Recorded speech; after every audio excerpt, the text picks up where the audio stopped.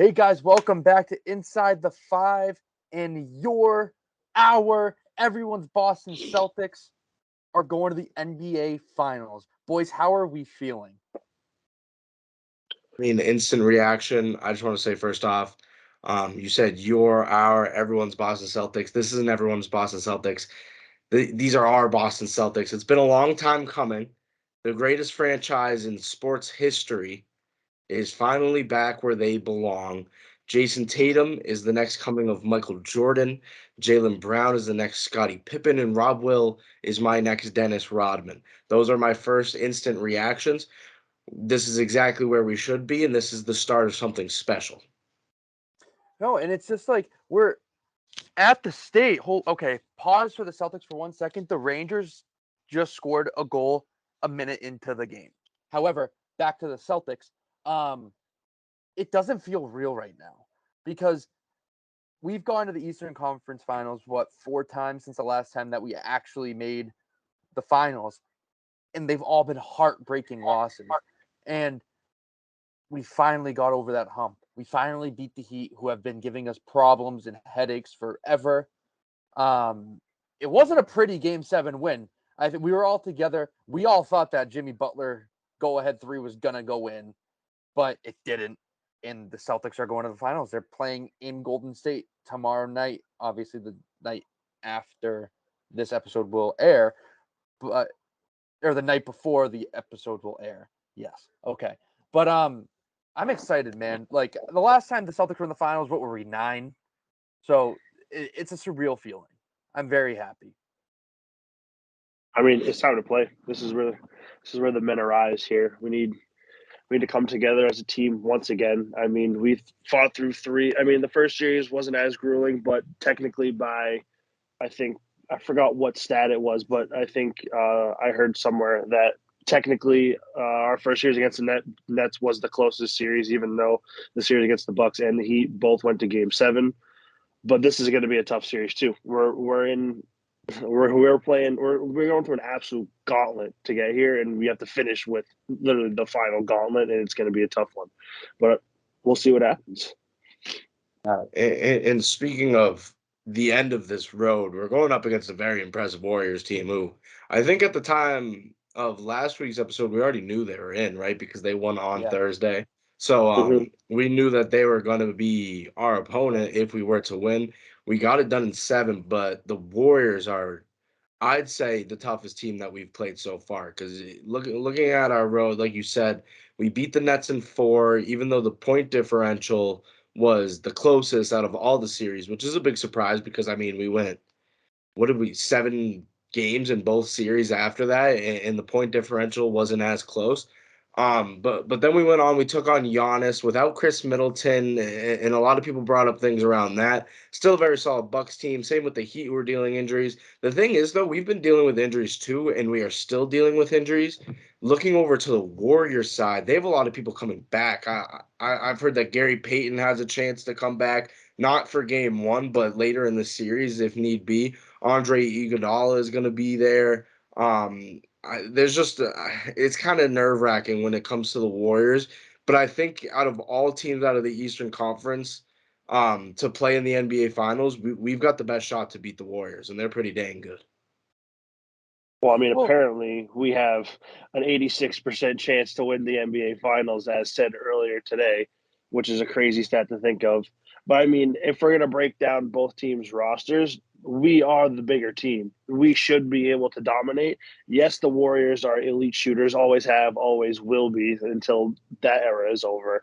But as long as we stay big, get boards, there's no reason why we shouldn't be able to win the series. so we were talking about this on Saturday night, or no, it was Sunday night. I'm sorry, for after Game Sunday. 7. We don't hate the Warriors, in which like this playoff series is the first time all playoffs that we don't face an opponent that we just don't like. Like I have a lot. I mean, I'm sure Steph Curry's listening and he's gonna be like, "Thank God." I have like a lot of respect for the Warriors, especially because they're another home built team. Like everyone on that team besides Andrew Wiggins has been brought up through that system and has been improved. Like you got to think of their starting five: Steph Curry, Klay Thompson. I mean, Andrew Wiggins just signed, but he was kind of in no man's land with his career with the Timberwolves. Draymond Green and like Kevon Looney or whoever they start at center, those are all guys that they brought up through that system. And the Celtics, you look at them, it's basically the same thing. You know, you got Marcus Smart, Jason Tatum, Jaylen Brown, and Rob Williams, and then you got Al Horford, who was brought in. So a lot of these core pieces are home built guys who, for both teams, which is just awesome. And it's the NBA is kind of trending away from having all these super teams succeeding. Like you look at Brooklyn, who both of the stars for Brooklyn, KD left Golden State to team up with Kyrie, who left Boston to team up in Brooklyn, and they got bounced and swept in the first round. And now both of their former teams are playing each other in the finals. So what does that say about them? I don't know. But this is going to be an awesome finals, guys. We're in for a treat. And early prediction, I'm going to say Celtics in 6.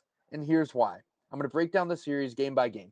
Game 1, I think we lose. We always lose game 1. It's always going to be it's a very different series than Miami because Miami's more of a physical team, defensive-minded. They can't score in the half court.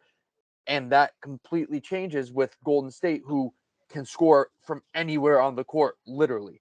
Game 2, we bounce back. We don't lose back-to-back games. We split in Golden State. We win both games at home.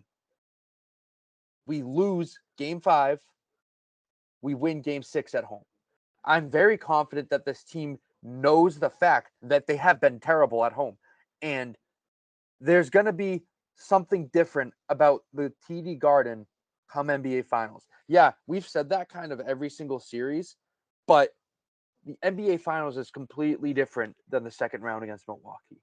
It's completely different than game 3 against Miami, you know, and you take away a Jimmy Butler absolute masterclass and Jaylen Brown missing 2 free throws, we win game 6 anyways. So I think there might be a little bias here, but I think the Celtics can get it done in 6. I think we match up very well with the Warriors, and their death lineup is way too small for the Celtics. The Celtics are way too big for them. Griff, what do you think? Will, I mean, you wanted to jump on it. Well, that's all. I was going to say almost the same thing, Stav. I was thinking about it all day today. I had a lot of time at work. It was really slow today. So I was like kind of just breaking down the series in my head, like what kind of I'm expecting to see or what I think is going to happen. And in my head, I can't see anything other than Celtics in 6 right now. We're just a much bigger team. We should be able to outbody and outboard them. Yes, they can sit there and take all the shots, but we have the defensive player of the year, and we are the best defensive team left in the playoffs, and we are probably the best defensive team in the league. There's no reason why we shouldn't be able to step up when the time is needed to win this series in 6. And in my head, I was thinking, well, if we're going to win in 6, we have to account for at least, obviously, it's going to, like, we have to count for Steph Curry and all of them to go off at least twice. You have to expect that we're guaranteed at least 2 games for them to go off. And I think we're able to split with them at home for the first 2 games. I think that's what we should expect. I don't think we're going to take both. I think we need to take at least one. And then we should be able to take all of our games at home when needed to. And then we go back to their place game 5. And that should be a game we take. We come back home and we're done. Right. Looking at this series, like we said, we know who's going to bring production out of that other side. Has been super solid is Andrew Wiggins. And that's kind of someone that scares me because when you look at the Celtics, our best player obviously is Jason Tatum. That's most likely going to be the matchup. I don't see Draymond Green guarding Jason Tatum. I know Draymond Green is a 2-time defensive player of the year. He's very solid defensively, but he's not as like versatile of a defender as he was while he was a defensive player of the year. He's been through a couple of injuries. In my opinion, he's a little slower than he was. He can't keep up with someone like a Jason Tatum. I just don't really see that happening. This is going to be Andrew Wiggins' assignment. And Andrew Wiggins, who has been very solid throughout this playoff run for them, is going to have a big test. In my opinion, his biggest test so far.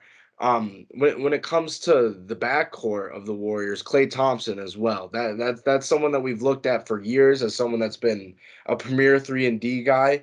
He's going to have Jaylen Brown. And Jaylen Brown, who we always poke jabs at saying he can't dribble, he's going to be put to the test because there's going to be nights where that defense is solely focused on Jason Tatum, and Jaylen Brown's going to have to be the guy that scores 30, 35, even maybe 40 points. And I really think that we're going to have a couple games where we're going to need these other guys to really step up. Is Smart to have 20 without hopefully taking 45 shots. And we just really need our bench guys to come through. We need everything because this Warriors team is solid. And I think that we're better than them. And I think that we're taller than them.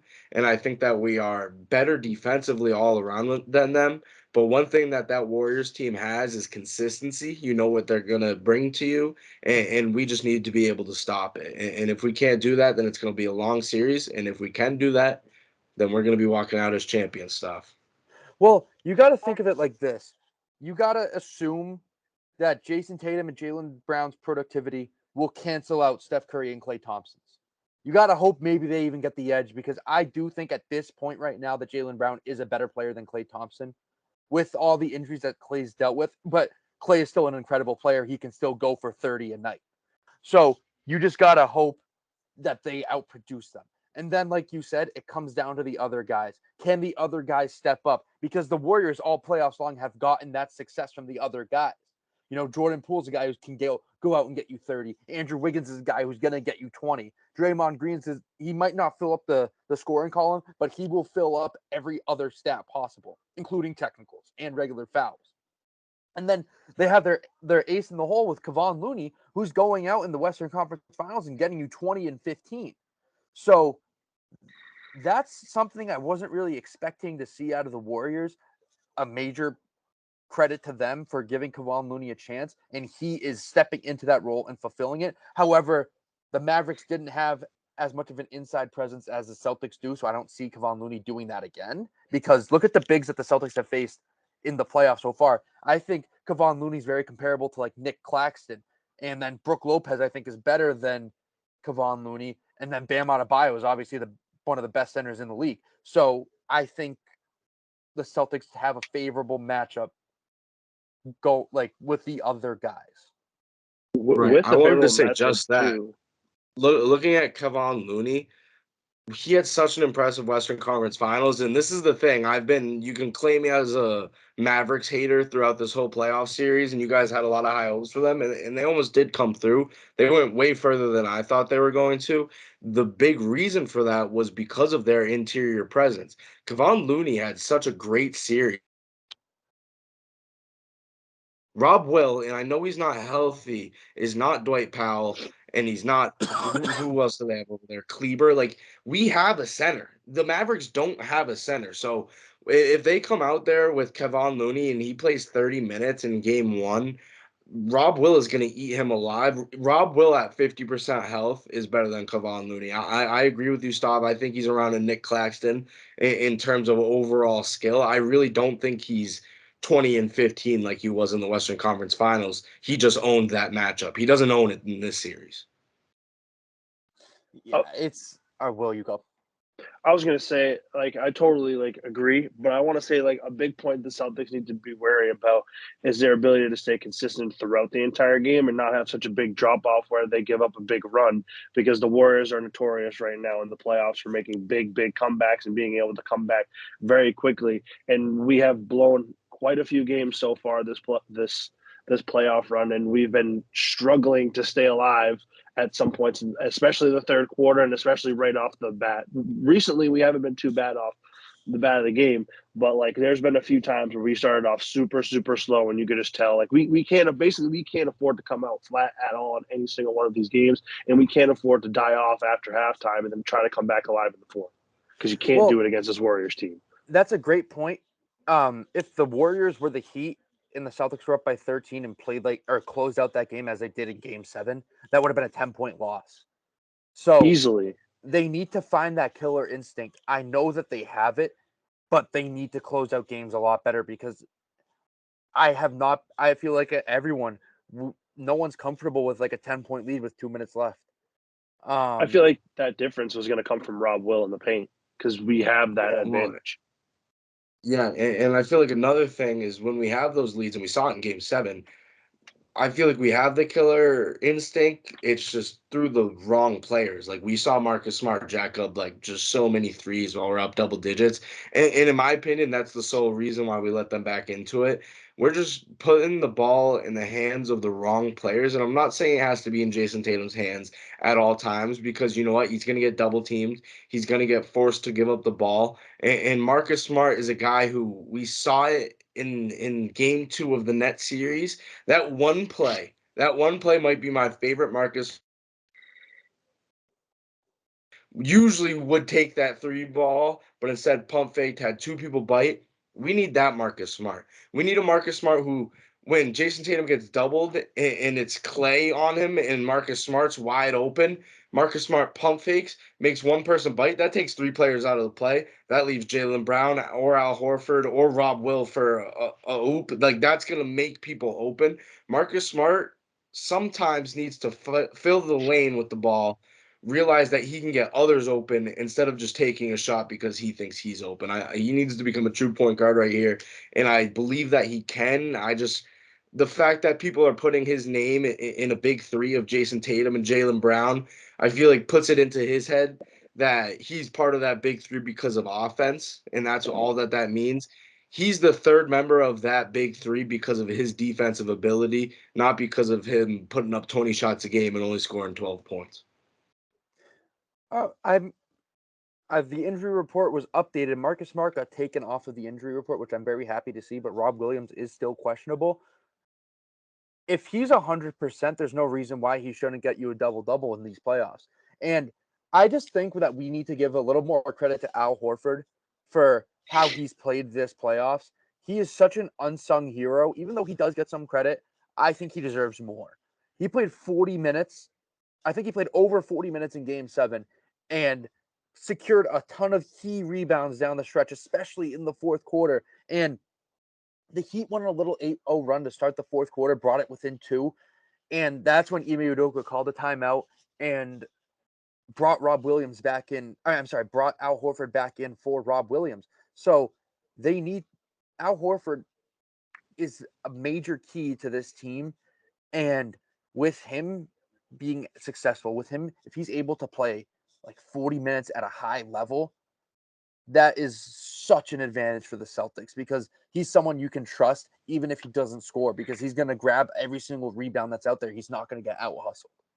I was just going to say that too. I was like, Al Horford is a very high IQ basketball player. We saw in Game 7 that he was struggling with his shots, but he provided for us in every other way possible. Without him in those key moments in Game 7, we probably would have lost this game. We let them come back way too we let them in the game too easily.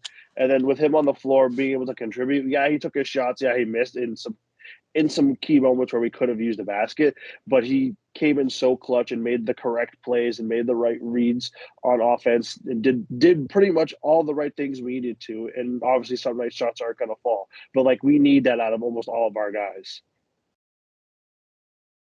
Yeah, and I mean, looking towards our bench, I feel like a lot of productivity is going to have to happen from there. We've been running an eight-man rotation since we kind of found our new team, right?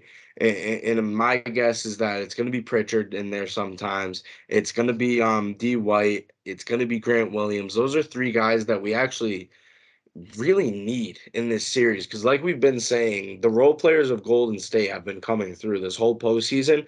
I don't really expect that to stop. I think Jordan Poole is here to stay, and that's a guy who can carry a whole bench unit, and he's going to be very successful. Grant Williams needs to be back to where we thought he was going to be because, in my opinion, the past series, he really hasn't played up to the standards that, I mean, at least I hold him at. I really think that he's better than what he did. And I'm not saying he wasn't terrible, but he wasn't really that great. We saw a couple of games where he's supposed to be one of our three-point shooters, like one of our better three-point shooters. He was almost a 50-40-90 member, which would have actually been nuts. And to be honest, completely didn't deserve to be in that group because those are like the most prestigious basketball players of all time. But I mean, that would have been hilarious if he wasn't there. But Grant Williams is a guy that matches up, in my opinion, very well when it comes to playing against this Golden State bench. And he's going to be a very big key in this finals. And I think Peyton Pritchard holds the same. His ability to break presses, he's going to tire out the defense of the Warriors. Hopefully he can hit a couple three balls as well. And he's not going up against the Kyle Lowry or Max Strus now. His defensive ability is still going to be put on a display case of how not well he performs on defense. But he's going to have a little bit easier of a ride because it's not as physical against the Warriors as it has been the past few series. And I think that plays a major advantage to the Celtics because now they're the physical team. They're the Yep. team that's going to be running through you because the past two series have been an absolute boxing match. You know, I was listening to the Locked On podcast before the Celtics won, and John Corrales made a great point. The Heat and the Bucks are like boxing Mike Tyson. And then you hop in the ring with Floyd Mayweather. There's a big adjustment there. There's one more finesse, one's quick, one's just going to hit you as hard as they can. So now you're the aggressor. You have to be the aggressor. And you can't let guys like Draymond Green dictate the physicality in this series. And depending on certain matchups, I wouldn't be surprised if Rob Williams comes off the bench. Because if the Warriors run that death lineup that they like of Steph Curry, Klay Thompson, Jordan Poole, Andrew Wiggins, Draymond Green, we probably match that with Marcus Smart, Derek White, Jaylen Brown, Jason Tatum, Al Horford, or maybe even Marcus Smart, Jaylen Brown, Jason Tatum, Grant Williams, and Al Horford or Rob Williams, depending on who's performing and doing what. Because there's a lot of cause and effect, and there's a lot of pros and cons to going our normal starting lineup against that lineup. Because, yeah, we're bigger than them, but we're also a lot slower. They get out in transition. We think the Heat are a good transition team. Wait until we see this finals against the Warriors. We cannot turn the ball over, or we're going to be down by 30 like that. Because the Warriors are still that team that can just quickly go on runs, and before you know it, you're down by 25 points with 5 minutes left in the game when you're just up by 1. So they need to take care of the ball. I don't think the Warriors' half-court defense is necessarily as good as Miami's, but you just can't play sloppy. You got to take care of the ball. You got to take high-quality shots, and you got to rebound. And that's how you beat the Warriors. And those are all areas that we're good at, but sometimes we kind of lack in consistency, right, Stav? When we're playing at our best, we are one of the most physically dominating teams, and that's exactly what we need to do against Golden State. And when it comes to turnovers, that's something that I feel happens a lot from the Celtics, and it's something that can totally be manageable. It's just a matter of making the right passes. A lot of passes I feel like are weak. Our passing lanes get cut off. Jimmy Butler was very talented in that category. Was very successful when it came to pass or cutting off passing lanes and finding turnovers. Kind of just jumping those lanes, getting wide open transition layups and dunks. That's not something you can do against the Warriors because if you they're going to pass it out to him. He's going to shoot a three. There's 3 points, and that's just going to keep adding up. This is a team that they will take advantage of your flaws. So straight up, we're in the NBA Finals. We just really can't have those flaws. Like just the dumb little stupid mental mistakes. Those need to be out of the window now. This is, I mean, I know every team has their little things that they're not good at. We're in the NBA Finals now. Like this is it. Like we really cannot fold any of these possessions. And a guy that I've noticed had a lot of turnovers over this Heat series was Derek White. And it's always not, it's not from him getting poked or anything. It's from him making a pass and that lane getting cut off and an interception. That's something that really needs to be cleaned up if we're going to be a good team going up against this Warriors team. Because, I mean, that's what they do best, as you said. And I think that's a good transition point into our awesome Boston Red Sox. That's what you want So to call it. from the last time that we recorded, they sucked, right? I'm trying to Still kind think. of Yeah. do. No, Yeah. they're still bad. They lost last night, Tuesday night, to the Cincinnati Reds, who are the worst team in baseball. And it's just such a seesaw event with this team. Like, one day we're going to the World Series. The next day we're the worst team in baseball. And but like we started off. Stav left. But anyways, we started off so slow. I'm gonna pick it up from there. We started off so slow. We found a little spark in the month of May, and that came from people like JD Martinez. Will it came from Rafi, the guys that we expected. In a big, I got you, Stav. I picked up. I don't know Um, there, but and a big guy that really came through for us was our new signing of Trevor Story in the month of May. And from there, we thought it was smooth sailing, right? We thought we were back to where we were. We thought we were a postseason team looking to compete in October. And we go on these little slumps. In a big slump that we went on, or just straight up a series that should have been different, was against these Baltimore Orioles. As we lost it, we had a 5-game slate because of a doubleheader from a game that we had to make up. And in the games that we won, we looked awesome. We won a game 5-3, very impressive day. The other game that we won 12-2. We put up so many runs. The next day to end the series, we're tied 2-2. Let's see who's going to win this series. We lose that game 10-0. And yes, it was Rich Hill on the mound. And we can make all the excuses we want about, oh, that's our last person in the rotation or whatever. He's still in our rotation, and he's going to be pitching every 5 days. So this is, I mean, we've been talking about it since the beginning, or not even the beginning of the season, even since when we were still locked out. We knew what was going to give us the most problems. That was our pitching staff. That has really proven to be true. I've seen a lot of word of Chris Sale starting to get back to a little bit more intense throwing sessions, all of that. There's still no word on any rehab dates or anything from him. So as of right now, and I've been having this in my mind, I don't even think of Chris Sale as a member of this team. I know that he's going to come back, but the inconsistency of his health is something that I can't really bank on for this team. We're in a 2-game slate against Cincy. This is a slate that, in my opinion, we needed to win both, but we already haven't, or we already lost game one. We're up 4-0 at the time of this recording. And Whitlock is a guy that's been pretty impressive throughout this. I don't think he has any strikeouts, but we're in the sixth. He's only at 62 pitches. Coming up, I mean, throughout the month of June, by the way, guys, welcome to June. It's my birthday month. This is going to have to be a big month, right? Because going into July, that's when we get back into the AL East. But in June, we got the A's, we got the Angels, the Mariners again, then the A's again. We have St. Louis, who has been pretty impressive, back to Detroit, and the Guardians to finish off, as well as the Toronto Blue Jays.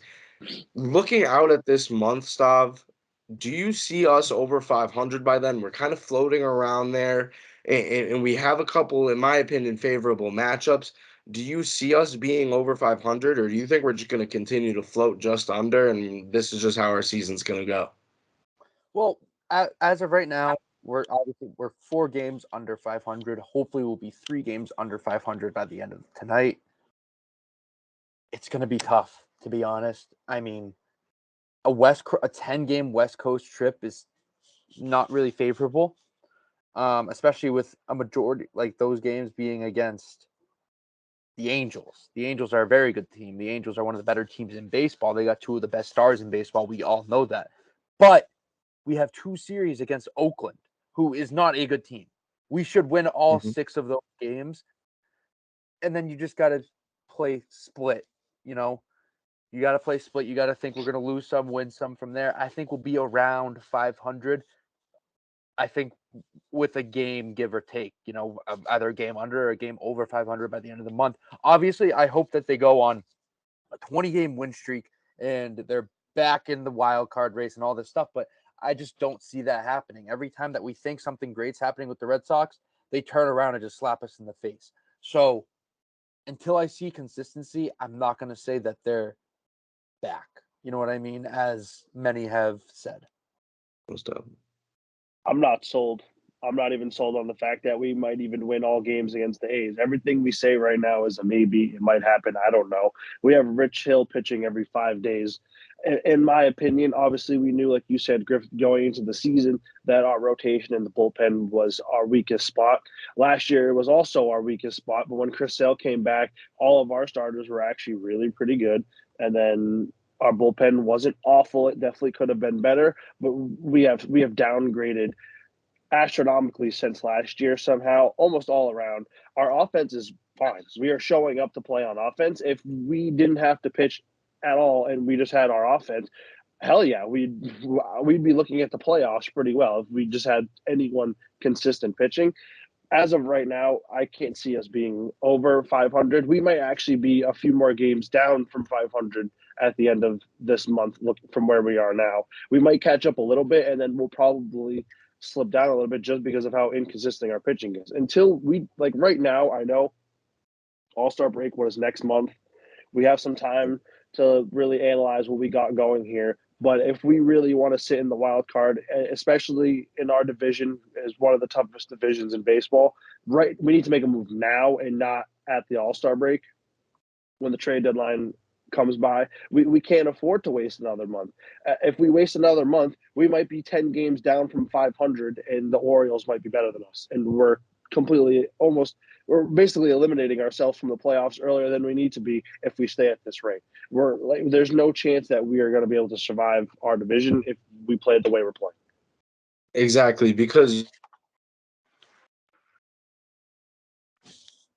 in the AL Central, right? Like we're playing in the AL East. This is arguably the toughest division in all of baseball when it comes to the Yankees, when it comes to the Rays and the Blue Jays. And we can't just look at like say, oh, we're like 10 games or 15 games behind this team right now, because that's not going to change unless we change. And in my opinion, Heim Bloom has been awful. He's been awful. It's not even borderline bad. It's been awful. The only good thing he's done is sign Trevor Story. The fact that Xander and Rafi have not gotten a contract is mind-boggling. I think all other 29 MLB teams by now would have secured them, and they would have been happy with that. I think that plays a large factor as well. We've been getting so much production out of them. If we can set their contract up, I mean, that shows our budget for making new moves and going out getting different players from trades. We need to secure them, guys. We need to secure them. We need to know how much money we're giving them, and then we need to go out there and make some moves. And that has to happen within the next 2 months, because without that, and if we just go out, maybe is going to be available to give them, and that's going to be very dangerous for us. Well, not only that, we've just assigned them just to see how much money we can allocate to the rest, see who we can sign, see what we can do. But we also have to keep in mind that Xander and Rafi are both having amazing years so far, and it's being undershadowed by our pitching as well as they're not signed. Like they're playing for a contract right now for another team.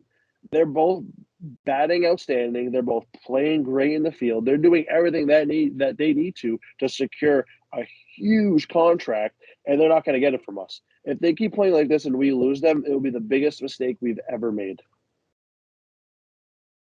Yeah, no, you gotta give.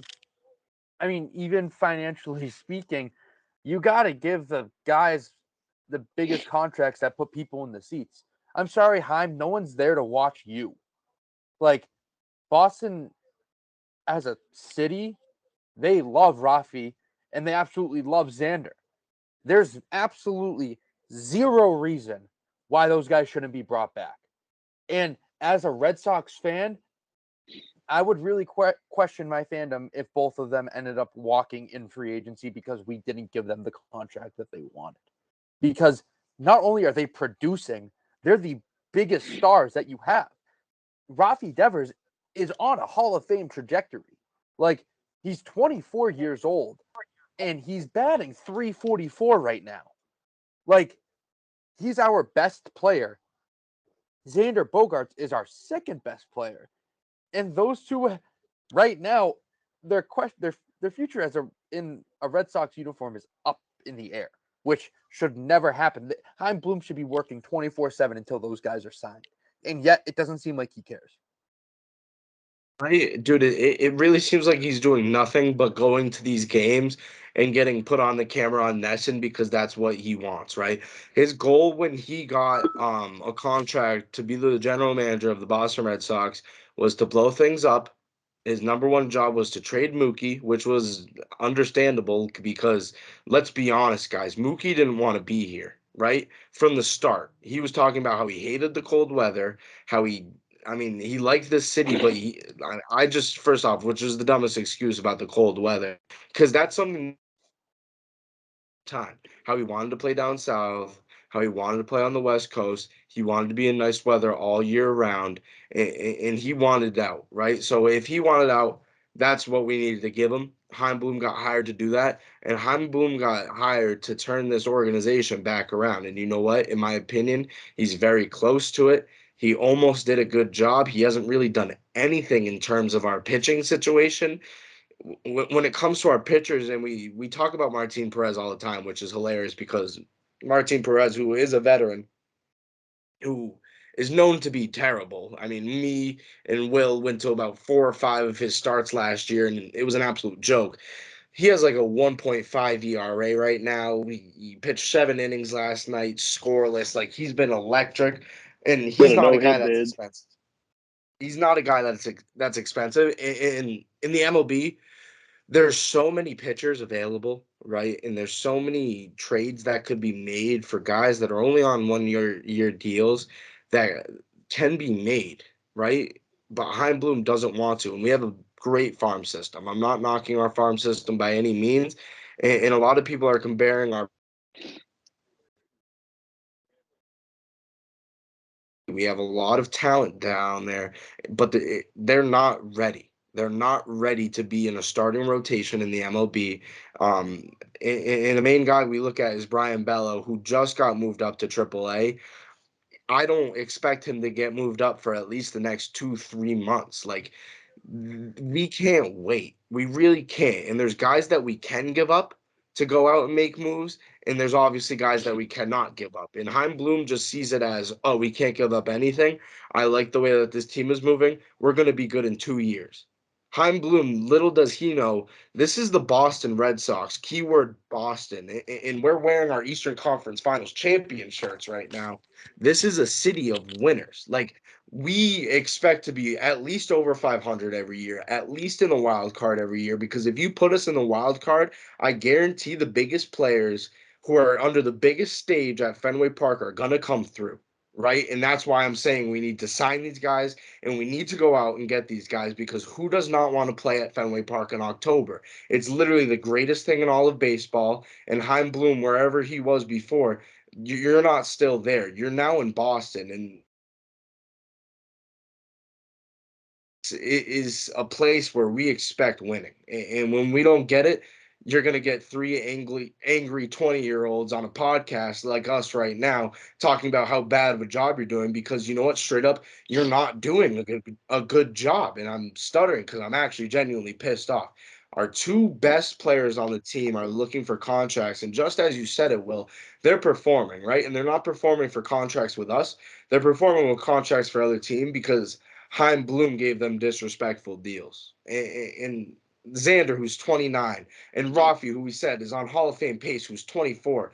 These are guys that we can look at while we're rebuilding as guys that are going to be here for at least the next 10 and Rafi 15 to 20 years, right?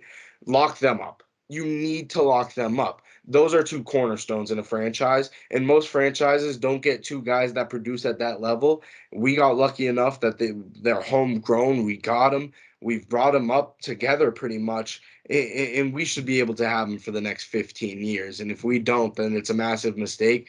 And this is just going to plummet if we lose those two guys. It really doesn't even come down to making those other moves. We have to work from there because if we give them up, we're going to be just like the team we're playing against right now. And My we I'm just going to quickly interject. We sound like a broken record when we say this, but literally every other team will give Rafael Devers, especially, a max deal. Like, literally every team will give him a phone call. Xander Bogaerts, a majority of teams, any team that even remotely needs a shortstop will call him. He will be the biggest free agent if he ends up walking, other than maybe Aaron Judge, but you got to bring him back. There's no excuse, and it's getting really tiring as the days go on. The fact that we haven't re-signed him, it's getting really annoying. It's very tiring. And the fact that I have a couple of final remarks on the Red Sox before we move on, but the thing is, there's a difference between knowing the trajectory of your team and then kind of just sitting in like a no man's land, which is what we're in right now. We have no idea if we want to rebuild. We have no idea if we're re-signing our star players. We have no idea in what direction we go, and we're terrible. We lost in the ALCS last year to the Houston Astros. At that point, you sit down with your team next in the offseason, you're like, all right, we made it to the ALCS. Let's add a couple pieces and make it to the World Series. Why are we holding ourselves back? We got rid of Hunter Renfroe in exchange for Jackie Bradley Jr. That has done nothing but hurt us. No offense to him. I love Jackie Bradley Jr. He's been all right, but not as good as but Hunter has been. exactly. Hunter, we're talking about completely different situations here. We're giving up a huge bat and also an arm as well for pretty much like an average bat, below average bat, and good fielding. Which like you can weigh your pros and cons there, but like that's a big move that didn't even make any sense. Schwarber left. Like we had a team last year that made it to the ALCS and lost. Yet that's not awesome because we lost it. But hypothetically, we were one game away from making it to the World Series. We have no excuse here but to look at what we have, re-sign our pieces, gain more pieces, and make it to the World Series, if not win the World Series the following year or within the next 2 years. Right now, we're looking like we're going right back to where we were after we traded Mookie Betts. Right back down the hole, start from square one. Here we go again. And then what do we do now? We have no team, no players, and I mean, we're still going to be fans, but basically no fans. No one's going to want to watch them. I think we should move on from the Red Sox as we are getting our blood pressure up. And I'm leaving it to you guys for the Champions League, and I'll interject with points that I know of. Well, I'll kick us off. I was going to say, maybe you should kick us off, unless you want this to just be like the Marvin's Room segment. I'll kick us off. We'll shine some light. Whatever we talked about soccer the last few times, not the last time, but like a long time ago when like Barcelona and Real Madrid played, I think I forgot what cup they were playing against. I think I came on the podcast and said that Real Madrid might win the Champions League. And I believe I'm on record saying that, so I'm hyped that I managed to predict a huge underdog slate there. But one, I also have to buy a jersey now because I lost but won the jersey bet, I guess. I don't know how you want to. I don't know if that's a win or it's a loss. Like let's be real, Will. You wanted to buy the jersey. Well, there's no reason to make the jersey bet if you didn't want the jersey to begin with. You know, like you kind of like giving yourself a reason, and then if they don't win, because then it would have been like if they and you have to buy their jersey. You wanted the jersey. Oh yeah, obviously. Like I mean, if they lost, I'm not gonna buy it. Like it's as simple as that. Like that was just embarrassing. Like why would I buy it? Like why would I buy it at that point? But there's really, I mean, the Real Madrid won 1-0. Liverpool fans couldn't even get into the stadium. It was actually easier to sneak in the stadium by jumping over the gates. We saw that on television. That was probably, if not the craziest thing I've seen at a sporting event. We sat down, turned on the game, and it was like, all right, the game's delayed 30 minutes, guys, and everyone's like, what's going on?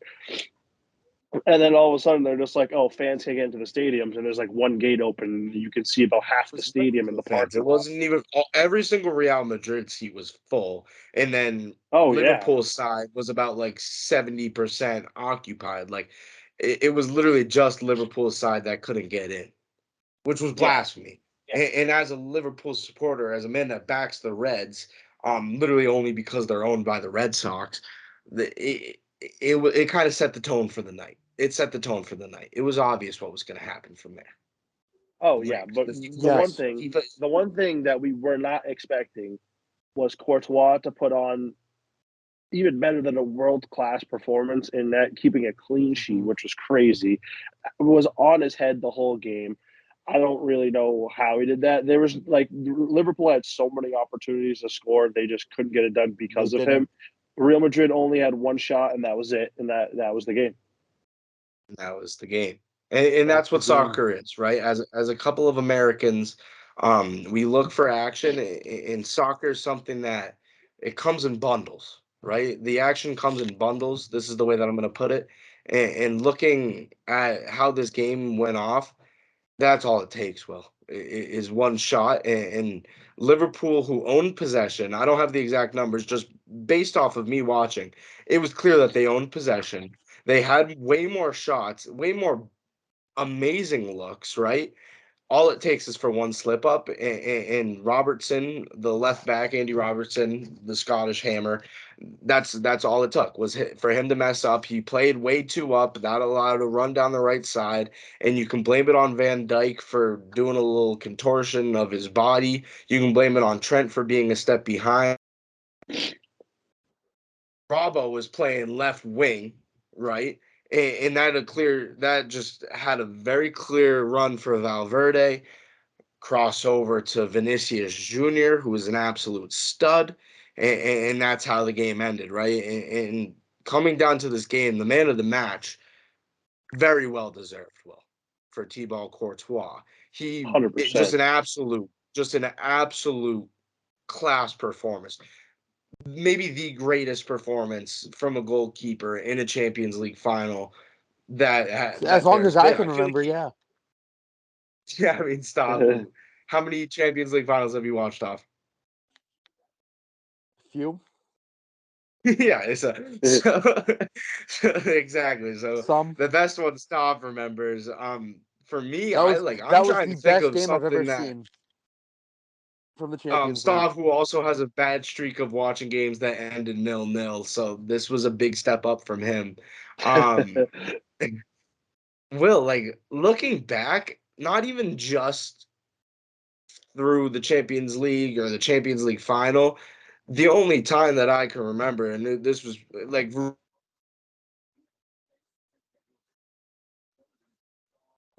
kind of just put it together throughout a whole run for Italy. In my opinion, that one game that Courtois had was better than any game that Donnarumma had for Italy in that Euro final because he pretty much just put the whole team on his back. I mean, he like basically, if we like look at it, like obviously Donnarumma, he was incredible throughout the entire Euro. He was so consistent. He knew what you were going to get out of him, and they got the job done.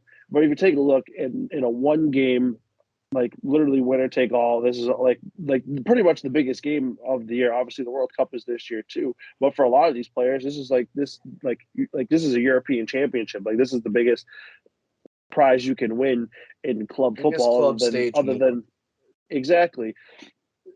If I mean, I've never seen a goalie performance like that ever. Like you can go back to many goalie performances, but he willed his entire team in net. There, you rarely ever see a goalkeeper put the entire team on its back during a game. Yeah, a goal. You could say a goalkeeper was on his head. Yeah, he can hold them to 0 goals.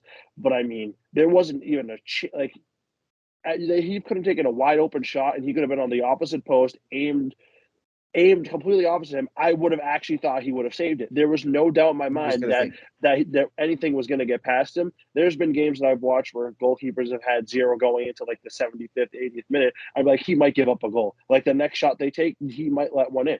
Like I don't know. There was no question that Liverpool literally wasn't going to score. They would need almost a pen, and at that point, I think he would have saved a pen. I really don't think Liverpool had any chance to score other than if they held them to 0 and they had to go to pens to finish it off, because then the only goals they would have scored would have been the ones that no one could save. Obviously, like if you give him 5 pens in a row to take, he's not going to save them all, but he might have. After that performance, you actually don't know. I mean, Will, he was riding on the absolute highest of highs, and you're right. When it comes down to the 75th to the 80th minute, you look at guys that have a shutout, and you're like, I mean, this could be over in a second, right? You feel the With pressure. one good look. But the thing is, with Courtois in this game, Will, it's not like there wasn't any good looks for Liverpool. The amount of incredible saves, the amount of saves that anybody else, in my opinion, I'm going to say this. You could have put any other keeper in the world in that moment, in that exact spot, they wouldn't have made that save. There was so many Liverpool would have different had at saves, least and 3 goals. Oh my God. I mean, I don't even know how many shots they had, and I There honestly was don't like even want to two look. that honestly should have just went in, but Should he have made a gone in, crazy save with his but hand. He he made a made crazy an save with his insane. knee, his shin, Yes. like his foot. Like he was like everything. And like the worst part was like for Liverpool is if you look back at all those saves, they weren't even like hair saves, like hairline saves, like barely flicked off of his hand. Like he had whole hand, whole leg, whole foot. There was like one, which I think it was towards the end of the game, where he was covering the post and he made a quick save with like the inside of his Yes. like Yeah. leg, Yeah. and Right. like that Right. barely hit the The inside of his Salah. The leg. Salah. Yeah, that Yes. barely hit his leg, but I mean, he still got a good piece of it, like to save it. Oh, he got And a good. it I mean, was clearly not. like they just like they had nothing to get by him, which was crazy because they outnumbered them in shots and I believe and possession time. I wanted to say, I mean, I once again, but I but didn't that's the look at the thing. That's what numbers. you're gonna get from Real Madrid, though. They're a fast paced, very good passing team, which a quick turnover is going to result in Liverpool running backwards.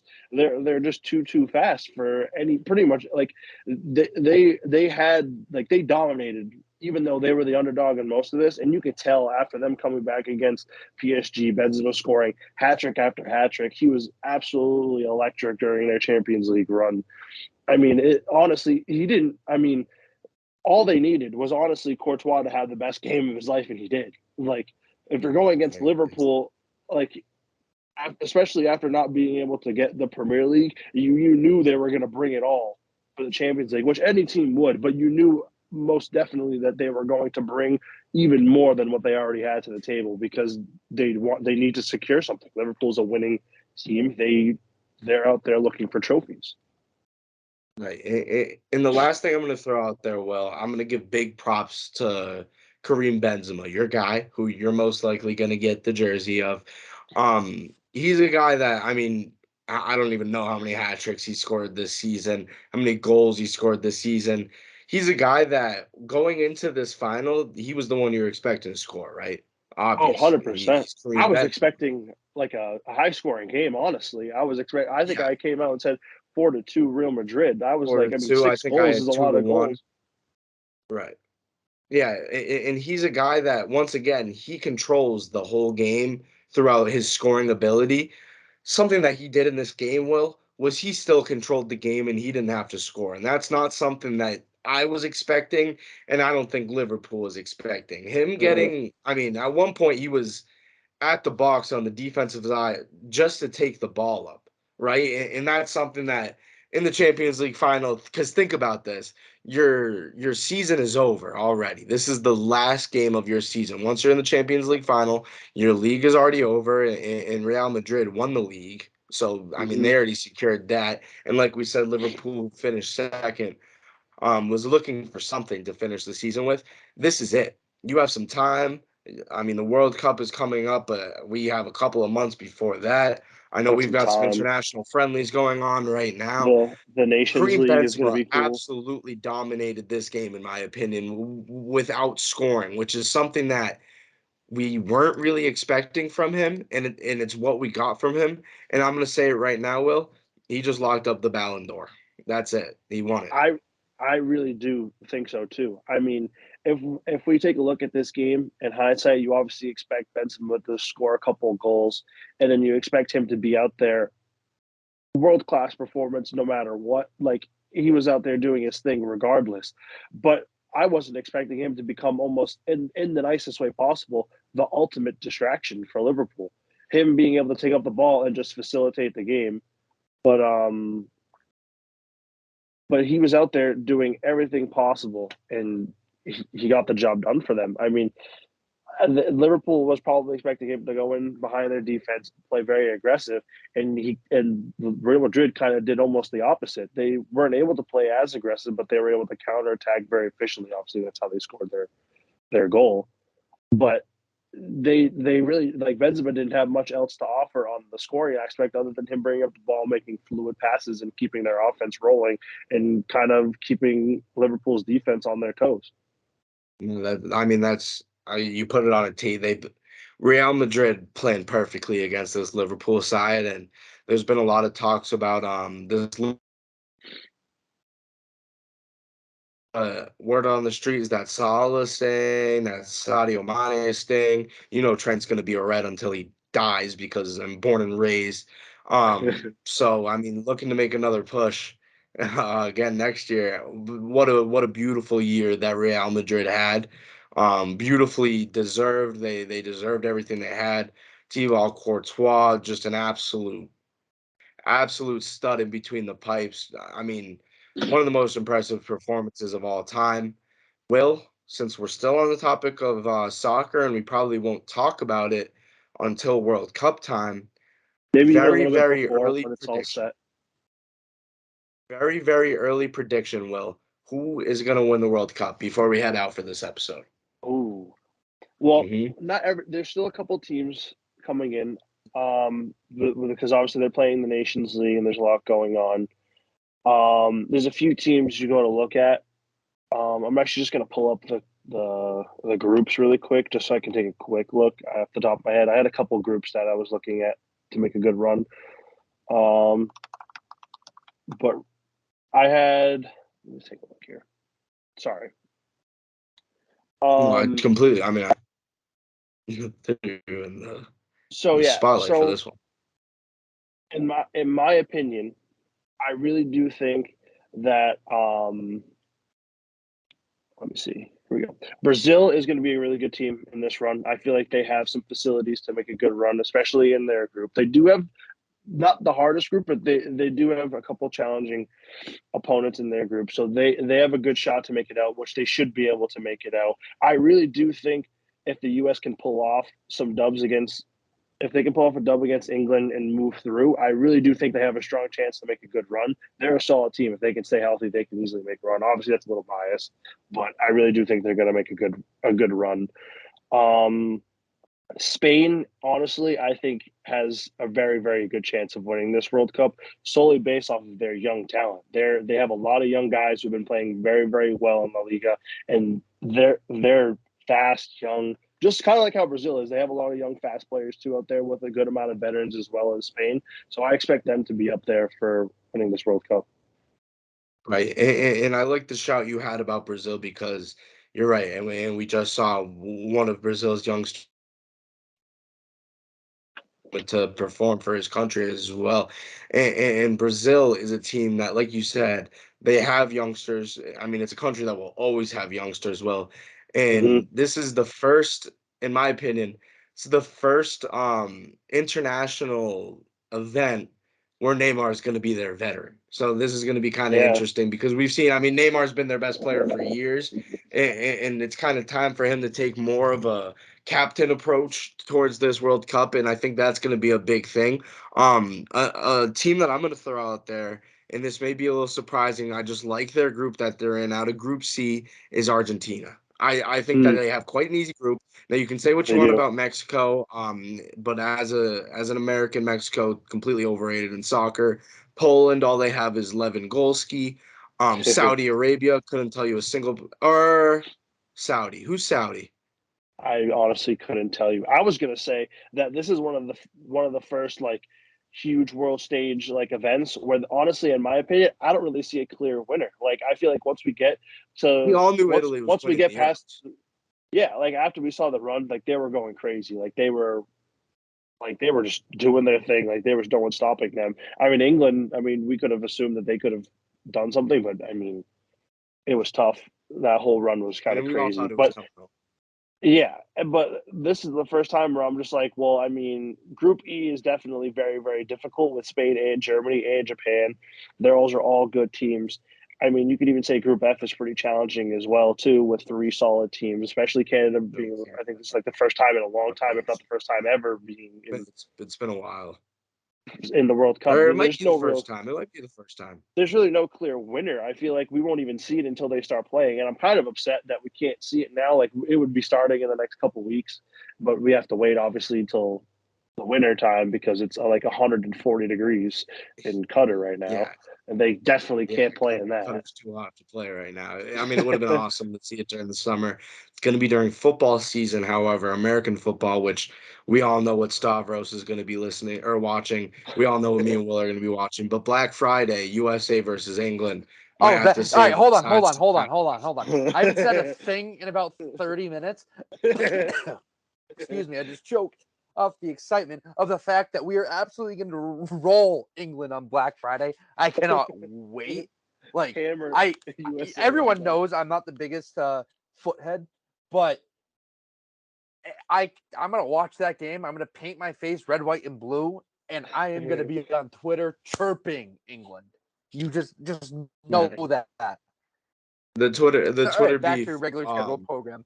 I think it's Yeah, kind of sick that they're like competing with like American football in a way. I genuinely think it's going to be cool. Like because of the time difference, like after like Sunday night football, like there might be a game going on afterwards. there will be. Like There like will be. like there's going to be so much to watch. Like I think that's like awesome. Like I mean, there's never like really a bad Sunday in football, but like some Sundays like the 1 o'clock slate's a little slow. Like it's a good thing to have also going on too. To I look at. mean, while I have my 5 TV screens set up in my dorm room, maybe one of them will be a World Cup game. But what's going to be going through the years is the 7 hours of commercial-free football featuring Scott 100%. Hansen. Like, there's That will no never doubt in change. my mind That about will that. never change. Um, but I guess that's gonna wrap up this episode. And Stav, you brought up some Twitter beef, by the way. Thank you guys for 100 followers on Twitter. Big feat. Got a couple more followers on Instagram than 100, but Twitter's a little bit more difficult of a place to grow a following. So appreciate that. Here's to another 100. We will catch you guys. Oh, Will? I have one last thing. It's kind of sad, but I wanted to shine some light on this. Well, not in like not in like a good way, but like you know what I'm trying to say. But I just want to say rest in peace to Marion Barber. He's very, very talented running back, very influential. I just want to say rest in peace. It was kind of tragic. True, very true. Rest in peace to him. We will see you guys when the Celtics are up 2-1 in the NBA Finals. And then after that episode, we will see you guys with NBA champion t-shirts. But for now, Stavros, lift it up. It's the Eastern Conference Champions. Will has his shirt as well, but I made Will not wear it because I am an asshole. We hope you guys enjoyed. We will see you guys next Friday, and peace. Peace. Bye.